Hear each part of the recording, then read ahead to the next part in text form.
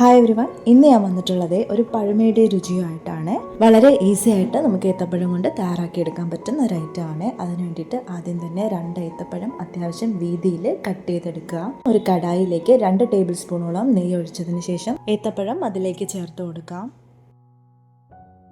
ഏത്തപ്പഴം ഒട്ടും തന്നെ ഉടഞ്ഞു പോകാതെ നമുക്കൊന്ന് വരട്ടിയെടുക്കാം. അത്യാവശ്യം നല്ല പഴുത്തിട്ടുള്ള ഏത്തപ്പഴം തന്നെ എടുക്കാൻ വേണ്ടിയിട്ട് ശ്രദ്ധിക്കണം. അതുപോലെ തന്നെ ഈ ഒരു വീതിയിൽ കട്ട് ചെയ്യാനും മറക്കരുത്, അല്ലെങ്കിൽ പെട്ടെന്നങ്ങ് വെന്തുടഞ്ഞു പോവും. ഇത് നമുക്കൊന്ന് ഈ നെയ്യിൽ നന്നായിട്ടൊന്ന് റോസ്റ്റ് ചെയ്തെടുക്കണം. ഇത് നമുക്ക് എത്ര ക്വാണ്ടിറ്റിയിൽ വേണമെങ്കിലും ചെയ്തെടുക്കാം. ഞാനിപ്പോൾ ഒരു ചെറിയ ക്വാണ്ടിറ്റിയിൽ ചെയ്യുന്നത് കൊണ്ടാണ് 2 ഏത്തപ്പഴം മാത്രം എടുത്തിട്ടുള്ളത്. നിങ്ങൾക്ക് എത്ര ഏത്തപ്പഴം വേണമെങ്കിലും വെച്ചിട്ട് ഇതുപോലെ ചെയ്തെടുക്കാവുന്നതാണ്. ഈ സമയം തന്നെ നമുക്കിതിലേക്ക് ചേർക്കാനുള്ള മറ്റ് ഇൻഗ്രീഡിയൻസും കൂടി തയ്യാറാക്കിയെടുക്കാം. 200 ഗ്രാമോളം ശർക്കര ഞാനിവിടെ 1.5 ഗ്ലാസോളം വെള്ളത്തിൽ പാനിയാക്കാനായിട്ട് വെച്ചിട്ടുണ്ടായിരുന്നു. അതിപ്പോൾ റെഡി ആയിട്ടുണ്ട്. ഏത്തപ്പഴവും ഇപ്പോൾ നന്നായിട്ട് തന്നെ റോസ്റ്റായിട്ട് വന്നിട്ടുണ്ട്. ഇനി ഇതിലേക്ക് ഒരു അരിപ്പ ഉപയോഗിച്ച് നമുക്ക് ഈ തയ്യാറാക്കി വെച്ചിട്ടുള്ള ശർക്കര പാനി ഇതിലേക്ക് ചേർത്ത് കൊടുക്കാം. ഇനി ഈ ഏത്തപ്പഴം ശർക്കര പാനിയിൽ കിടന്ന് നന്നായിട്ടൊന്ന് വെന്ത് വരണം. ഒരു 2-3 മിനിറ്റ് ഒക്കെ കഴിയുമ്പോൾ തന്നെ ഏത്തപ്പഴത്തിലേക്ക് ആ ഒരു ശർക്കരയുടെ ഫ്ലേവറൊക്കെ അബ്സോർബ് ചെയ്ത് ഏത്തപ്പഴം നല്ല സോഫ്റ്റ് ആയിട്ട് വരും. ഒരു ഫ്ലേവറിന് വേണ്ടിയിട്ട് ഞാനിവിടെ ഒരു 3-4 ഏലക്ക കൂടി പൊട്ടിച്ചത് ഇതിലേക്ക് ചേർത്ത് കൊടുക്കുന്നുണ്ട്. ഏലക്ക പൊടി ചേർത്താലും മതിയാവും. ഇനി ഇതിലേക്ക് നല്ല കട്ടിയുള്ള തേങ്ങാപ്പാലാണ് ചേർത്ത് കൊടുക്കുന്നത്. ഞാനിവിടെ 2 കപ്പോളം തേങ്ങാപ്പാലാണ് ചേർത്ത് കൊടുക്കുന്നത്. തേങ്ങാപ്പാൽ മൊത്തത്തിൽ ഞാൻ ചേർത്തിട്ടില്ല, ഒരല്പം തേങ്ങാപ്പാൽ ഞാനിവിടെ മാറ്റി വയ്ക്കുന്നുണ്ട്.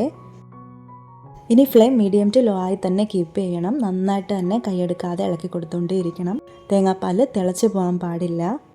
ചൂട് കൂടുതലായി കഴിഞ്ഞാൽ തേങ്ങാപ്പാൽ പെട്ടെന്ന് പിരിഞ്ഞു പോകാനുള്ള സാധ്യതയുണ്ട്.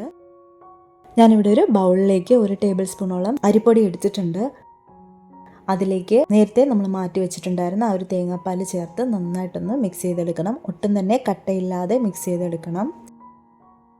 ഒട്ടും തന്നെ കട്ടയൊന്നുമില്ലാതെ അരിപ്പൊടി തേങ്ങാപ്പാലിൽ നന്നായിട്ട് തന്നെ മിക്സ് ചെയ്തെടുത്തിട്ടുണ്ട്. ഇനി ഇത് തേങ്ങാപ്പാൽ മിശ്രിതത്തിലേക്ക് നന്നായിട്ട് ചേർത്ത് ഇളക്കി കൊടുക്കാം. ഇനി ഒട്ടും തന്നെ കൈയെടുക്കാതെ ഇളക്കി കൊടുക്കണം, കാരണം അരിപ്പൊടി ചേർത്തിട്ടുള്ളത് കൊണ്ട് തന്നെ വളരെ പെട്ടെന്ന് ഇത് കുറുകി വരും. ചാനൽ സബ്സ്ക്രൈബ് ചെയ്ത് കാണുന്നവരാണെങ്കിൽ ചാനലൊന്ന് സബ്സ്ക്രൈബ് ചെയ്ത് വെക്കാൻ മറക്കല്ലേ. കൂടെ തന്നെ നോട്ടിഫിക്കേഷനിൽ ഓൾ എന്ന ഓപ്ഷൻ എനേബിൾ ചെയ്യാനും മറക്കല്ലേ.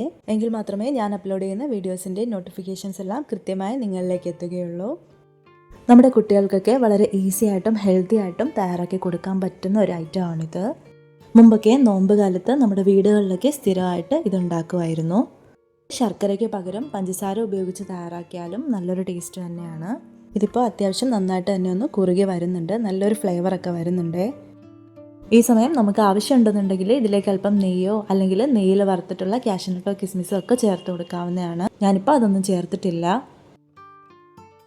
ഏത്തപ്പഴമൊക്കെ നല്ല പാകത്തിന് തന്നെ വെന്തും വന്നിട്ടുണ്ട്, ഒട്ടും തന്നെ ഉടഞ്ഞു പോയിട്ടുമില്ല. ഇതിപ്പോൾ ഇവിടെ റെഡിയായി വന്നിട്ടുണ്ട്. വളരെ കുറഞ്ഞ ചേരുവയിൽ ഉണ്ടാക്കിയെടുത്തിട്ടുള്ള ഈ ഒരു ഡെസേർട്ട് ഇഷ്ടമായിട്ടുണ്ടെങ്കിൽ കമൻറ്റ് ചെയ്യണേ.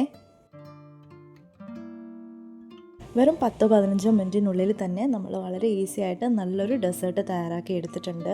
വളരെ ഈസി ആയിട്ട് തയ്യാറാക്കി എടുക്കാൻ പറ്റുന്ന ഈ ഒരു റെസിപ്പി നിങ്ങൾ ഒരു വട്ടമെങ്കിലും ഒന്ന് ട്രൈ ചെയ്ത് നോക്കിയതിന് ശേഷം ഫീഡ്ബാക്ക് അറിയിക്കാൻ മറക്കല്ലേ. നെക്സ്റ്റ് നിങ്ങൾക്ക് യൂസ്ഫുൾ ആവുന്ന മറ്റൊരു വീഡിയോ ആയിട്ട് കാണുന്നതായിരിക്കും. Thank you for watching and stay tune my channel.